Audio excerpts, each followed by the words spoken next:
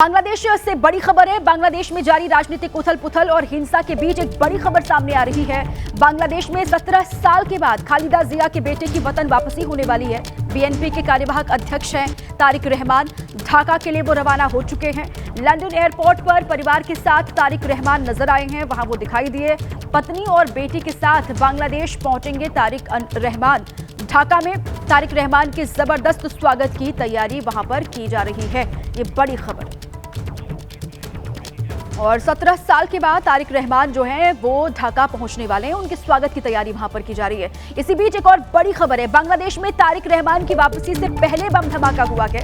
ढाका में बांग्लादेश मुक्ति योद्धा संसद के सामने ये जबरदस्त विस्फोट हुआ। फ्लाईओवर से अज्ञात लोगों ने बम फेंककर यहां पर सनसनी मचाई है। धमाके में एक शख्स के जान जाने की खबर है। कई लोगों के घायल होने की भी जानकारी यहां से मिल रही है। जांच एजेंसियों ने घटनास्थल जाकर सबूत इकट्ठा किए हैं, सबूत जुटाए हैं और अब जांच पड़ताल शुरू हो गई है। बांग्लादेश मुक्ति योद्धा संसद के सामने ये विस्फोट हुआ है।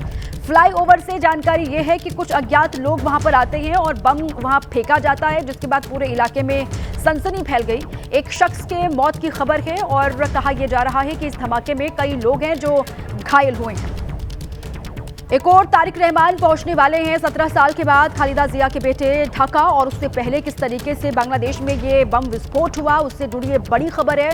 मुक्ति योद्धा संसद है बांग्लादेश का, जहां पर ये उसके सामने ही ठीक धमाका हुआ है और एक शख्स की जान चली गई इस धमाके में। अब जांच एजेंसियां जो हैं जांच पड़ताल कर रही हैं कि आखिर ये कौन लोग थे जिन्होंने यहाँ पर बम फेंका है। दिल्ली में बांग्लादेश हाई कमीशन के बाहर जोरदार प्रदर्शन करके हिंदू संगठनों ने यूनुस सरकार को खबरदार किया था। अल्टीमेटम दिया कि बांग्लादेश में हिंदुओं का कत्लेआम तुरंत रोका जाए। लेकिन ऐसा लग रहा है कि भारत में हुए इन प्रदर्शनों का यूनुस सरकार पर ना तो कोई असर पड़ रहा है और ना ही कट्टरपंथियों पर। চারপাশে পেট্রোল দিয়ে আগুন লাগিয়ে চলে যায়। बांग्लादेश में इन दिनों हिंदुओं का अस्तित्व खतरे में। तस्वीरें चटगांव की हैं, जहां कट्टरपंथियों मुस्लिम की भीड़ ने हिंदुओं के घर जला दिए। सबसे खतरनाक बात यह है कि हिंदुओं के घर जलाने से पहले मुस्लिम कट्टरपंथियों की भीड़ ने हिंदुओं के इन घरों को बाहर से बंद कर दिया ताकि कोई बचकर भाग न पाए। हम लोग सो रहे थे, तभी कुछ लोग आए। उन्होंने घरों के ऊपर पेट्रोल डाला, घर को बाहर से लॉक किया और फिर आग लगा दी।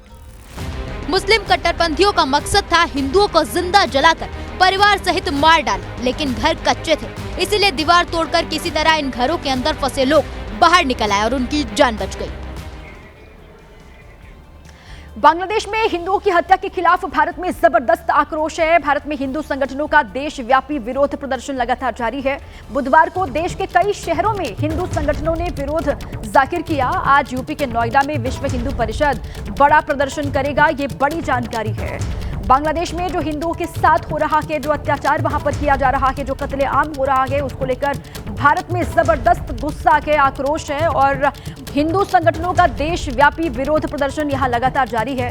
देश के कई शहरों में बुधवार को आपने देखा हिंदू संगठन इकट्ठा हुए और विरोध जाहिर किया गया।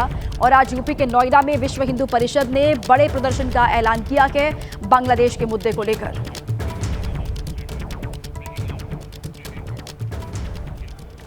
बांग्लादेश में हिंदुओं पर होते अत्याचार के विरोध में विरोध प्रदर्शन तेज हो रहे हैं। कल भी यूपी के लखनऊ, कानपुर, मेरठ, पश्चिम बंगाल के हावड़ा में प्रदर्शन हुए, जबकि कांग्रेस ने जम्मू में प्रोटेस्ट किया।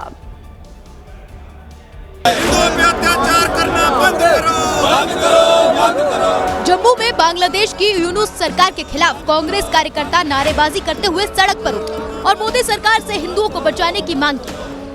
मोदी सरकार कार्रवाई करके दिखाए, इंटरनेशनल प्रेशर दबाव बनाए।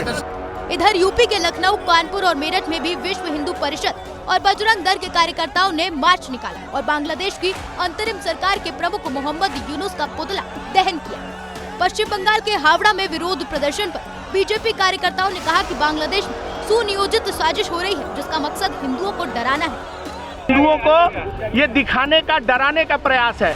पूरे विश्व में रहने वाले हिंदू को बताया जा रहा है कि जहां मुसलमान बड़ी संख्या में है वहां आप नहीं रह सकते हैं। बांग्लादेश के चटगांव में हिंदुओं के घरों पर हुई आगजनी की घटना के बाद मौके से एक धमकी भरा बैनर भी बरामद हुआ है, जिसमें हिंदुओं को खुलेआम कत्लेआम की चेतावनी दी गई है।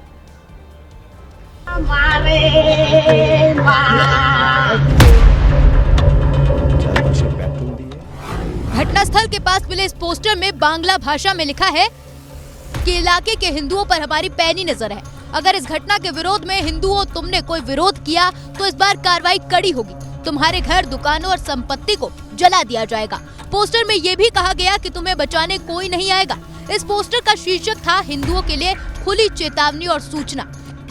इस घटना और भरी भरा पोस्टर मिलने के बाद इलाके के हिंदुओं में और ज्यादा डर का माहौल फैल गया। हिंदुओं ने इसे सांप्रदायिक आतंकवाद बताया है।